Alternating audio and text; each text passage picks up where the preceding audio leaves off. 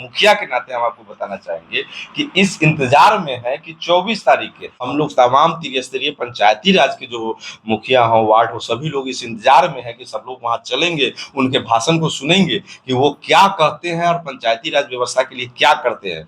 75% जनता अगर आते हैं तो त्रिस्तरीय जनप्रतिनिधि के पास आते हैं समस्याओं को लेकर के और काम को लेकर के कि सबसे पहली तो सुरक्षा व्यवस्था होना चाहिए त्रिस्तरीय पंचायती राज जनप्रतिनिधियों का, कि तमाम त्रिस्तरीय पंचायती राज के प्रतिनिधियों को मान सम्मान के लिए उनकी भत्ता प्लस उनकी सुरक्षा की व्यवस्था की जाए। पंचायती राज में लगातार कटौती किया जा रहा है। जो योजना हम लोग बना के देते हैं, अगर हम लोग 1 करोड़ का योजना बना के देते हैं तो 20 लाख रुपया सालाना आता है मात्र। यहाँ तक कि कबीर अंतुष्टि योजना, सरकार की ये व्यवस्था नहीं है कि 3,000 रुपया जो पंचायत में रहती थी, योजना चल रही है, फंड में पैसा नहीं है, वहां पर हम लोग देखते हैं कि अब सरकार की व्यवस्था कब क्या मिलेगी, लेकिन कम से कम उसको 2,000 3,000 जितना संभव मानवता के नाते उसको मदद किया जाता है। तमाम व्यवस्थाएं जो है उस व्यवस्थाओं में सबसे बड़ा मार अगर किसी को झेलना पड़ रहा है तो त्रिस्तरीय पंचायती राज व्यवस्था के जनप्रतिनिधियों के। तो कबीर अंतुष्टि योजना है वो बंद पड़ा है 2018 से।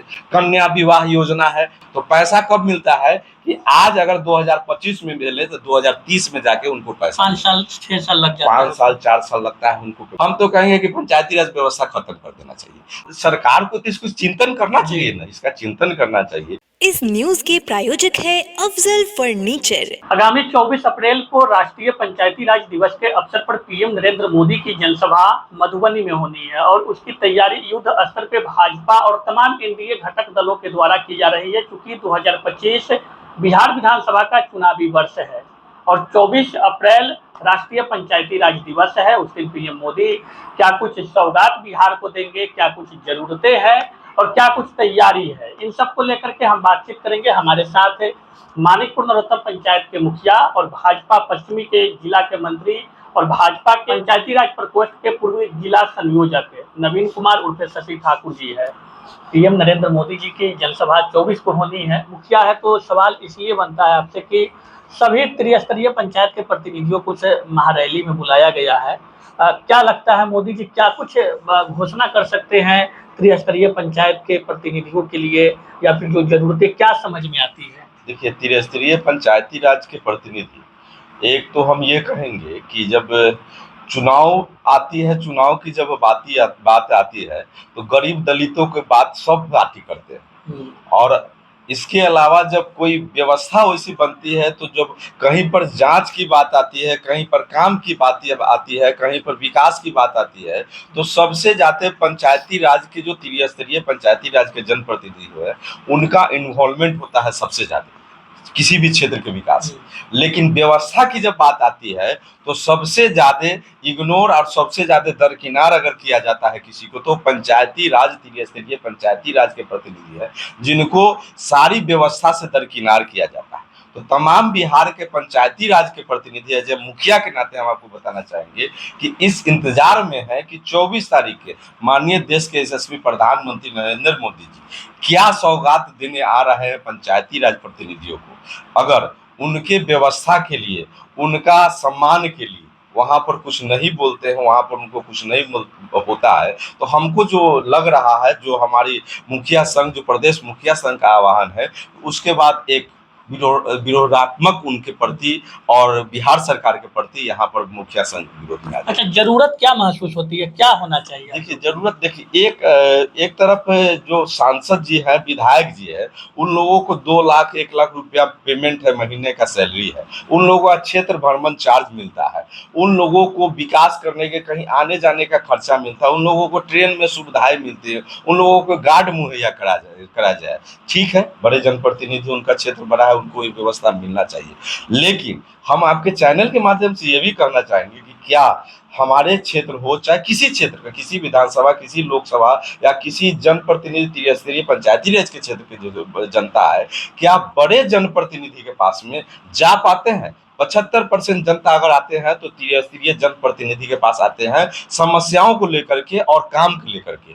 और त्रिस्तरीय जनप्रतिनिधि जो है वही जाके क्षेत्र में जितनी विकास की काम हो, वो सांसद जी से हो, विधायक जी से हो, अपने पंचायती राज फंड से हो, ला के पंचायत का विकास कराने का काम करते हैं, जो कि विधायक जी को पकड़ के और सांसद उनके नेतृत्व में भी करके कराने का काम करते हैं। तो हमको लगता है कि सबसे पहली तो सुरक्षा व्यवस्था होना चाहिए त्रिस्तरीय पंचायती राज जनप्रतिनिधियों का, जो कि कहीं पर कोई सुरक्षा व्यवस्था नहीं है। कि पंचायती राज मंत्री बने थे सम्राट चौधरी जी, जो हमारे पार्टी के अभी उप मुख्यमंत्री है, अभी जो इंडिया गठबंधन में जो उप मुख्यमंत्री है, वो पंचायती राज के मंत्री बने थे। उस समय वो अनाउंस किए थे कि पंचायती राज जनप्रतिनिधियों को सुरक्षा व्यवस्था कराया जाए, जो कि धरा के धरा रह गया, कहीं पर अब उसकी कोई चर्चाएं नहीं होती है, वो बात है। दूसरा कि भारत के यशस्वी प्रधानमंत्री माननीय नरेंद्र मोदी जी बात करते हैं एक तरफ, और देश यहाँ बिहार के मुखिया नीतीश कुमार जी बात कर रहे हैं, वो एक तरफ बोल रहे हैं कि एक लेबर को सरकारी रेट जो 500 कुछ रुपया मिलता है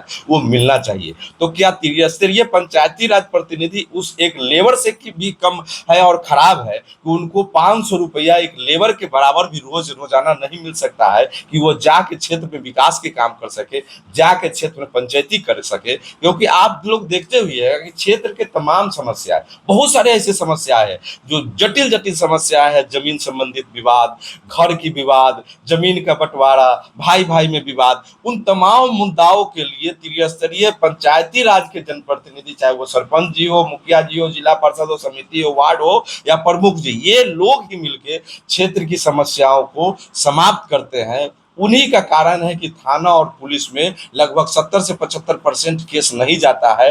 तमाम मुद्दाओं को लेके हम लोग और त्रिस्तरीय पंचायती राज के जो प्रतिनिधि उस पर काम करते हैं, तो उनके लिए व्यवस्था जरूर होना चाहिए, एक लेबर के बराबर भी, कि उनको कम से कम भत्ता मिले, जो कम से कम एक 15,000 10,000 कम से कम जो लेबर का होता है 500-700 रुपया, उसका देखिएगा तो कम से कम 20,000 एक लेबर के हिसाब से भी उन प्रतिनिधियों को भत्ता मिलना चाहिए जो जाके क्षेत्र में विकास करे। लेकिन इन सब मुद्दाओं पर कोई बात नहीं होती। तो इन सब बातों के लिए हम तमाम त्रिस्तरीय, हम पार्टी के एज नेता और पार्टी के कार्यकर्ता हो के नहीं, एक मुखिया और एक मुखिया संघ के नाते हम जो है मुखिया संघ में हम जुड़े हुए हैं, उसके नाते हम कहना चाहते हैं कि बिहार के मुखिया और देश के यशस्वी प्रधानमंत्री आ रहे हैं, उनसे हम आपके चैनल के माध्यम से मांग करते हैं कि तमाम त्रिस्तरीय पंचायती राज के प्रतिनिधियों को मान सम्मान के लिए उनकी भत्ता प्लस उनकी सुरक्षा की व्यवस्था की जाए, कि क्षेत्र में विकास हो सके और क्षेत्र में जो काम करते हैं उन लोगों तक समस्या लेके हम लोग जाते हैं, वो विधायक जी हो, सांसद जी, उन लोगों के पास में समस्या लेके जाते हैं, तो ये समस्याओं को ले जाने के लिए हम लोग को व्यवस्था। पूर्व में भी तो इस तरह की मांग आप लोग किए थे,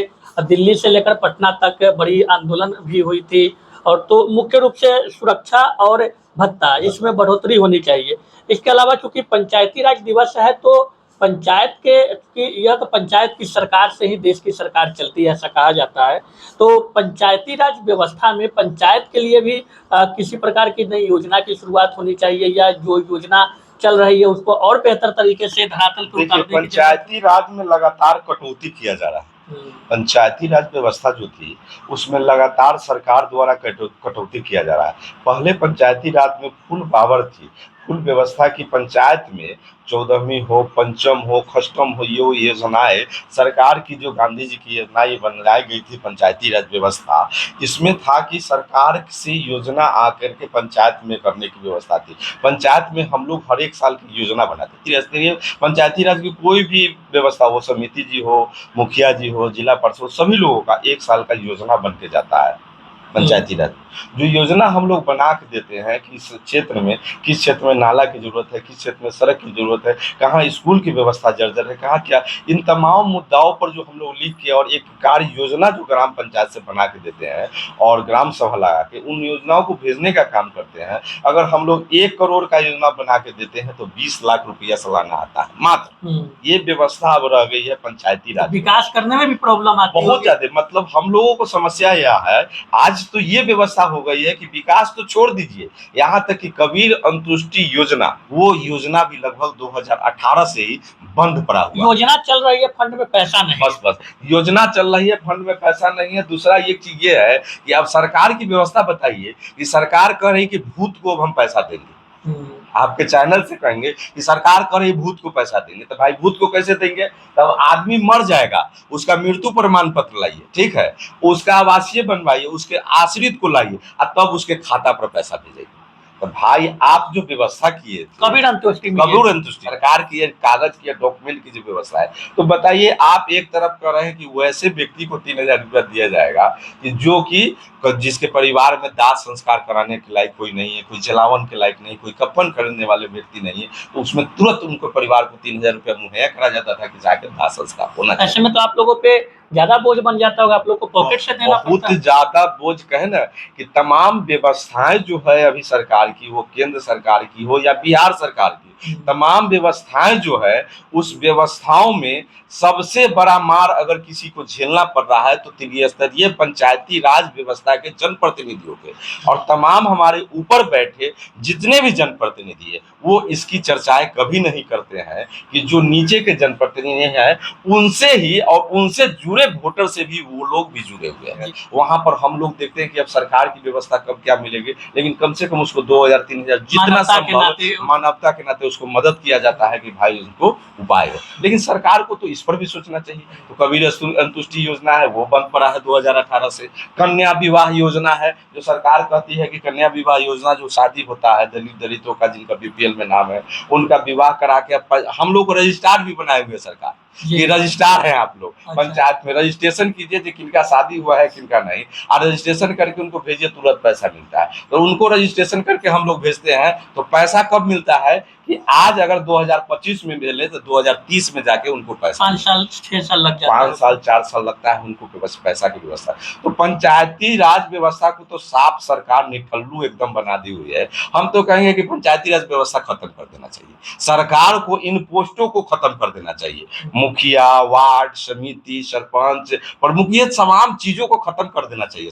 सरकार डायरेक्ट चुनाव करे विधानसभा लोकसभा का और डायरेक्ट पंचायत तक आके वो सरकार लोग की समस्या उससे बढ़ जाएगी ना, लोग वहां तक कैसे पहुंचेंगे? देखिए तो सरकार को तो इसको चिंतन करना चाहिए ना, इसका चिंतन करना चाहिए कि जो पंचायती राज व्यवस्था बिहार सरकार पंचायती राज व्यवस्था में जो पंचायत की सरकार जो चला रही है वो बिहार सरकार चाहे केंद्र सरकार की सरकार उस पर भी तो नजर रखे कि उन लोगों के पास में क्या समस्या है। क्या पंचायती राज के जो जनप्रतिनिधि है उनके जो वोटर है क्या लोकसभा और विधानसभा के वोटर नहीं? तो हम लोग तमाम त्रिस्तरीय पंचायती राज के जो मुखिया हो वार्ड हो सभी लोग इस इंतजार में है कि सब लोग वहां चलेंगे, उनके भाषण को सुनेंगे कि वो क्या कहते हैं और पंचायती राज व्यवस्था के लिए क्या करते हैं। उसके बाद अगला कदम हम पंचायती राज उम्मीद बरकरार है, उम्मीद बरकरार है, उम्मीद हम लोग। क्या लगता है क्या भीड़ कितनी जुटेगी प्रधानमंत्री जी की जनसभा में? देखिए प्रधानमंत्री जी देश के ये तो कहेंगे कि वो देवतुल्य लोग, कम से कम 3 से 5 लाख के लोग वहां पर भीड़ जरूर रहेगी, 1.25 लाख तो वहां पर कुर्सी लगेगी। मुजफ्फरपुर से भी बड़ी संख्या में लोग जाएंगे। मुजफ्फरपुर से तो खास करके मुजफ्फरपुर बगल में है,